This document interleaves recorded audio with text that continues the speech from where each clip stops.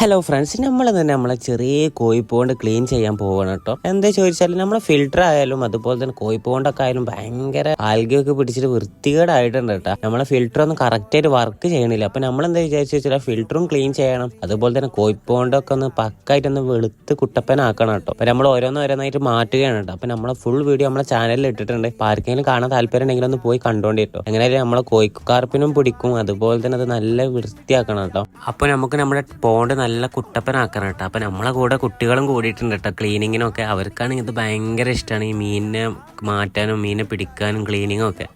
അപ്പോൾ ആർക്കെങ്കിലും കാണാൻ താല്പര്യം ഉണ്ടെങ്കിൽ നമ്മൾ ഫുൾ വീഡിയോ നമ്മളെ ചാനൽ അപ്ലോഡ് ചെയ്തിട്ടുണ്ട് കേട്ടോ.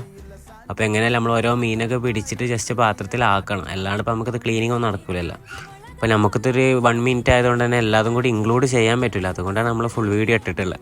എങ്ങനെയല്ല നമ്മൾ കോഴിക്കാർപ്പൊക്കെ നല്ല ആക്റ്റീവ് ആയിട്ടുണ്ട് കേട്ടോ, നല്ല വലുതായിട്ടൊക്കെ ഉണ്ട്. അപ്പോൾ എന്തായാലും അടുത്ത വീഡിയോ ആണ്. അപ്പോൾ ഓക്കെ, ബൈ.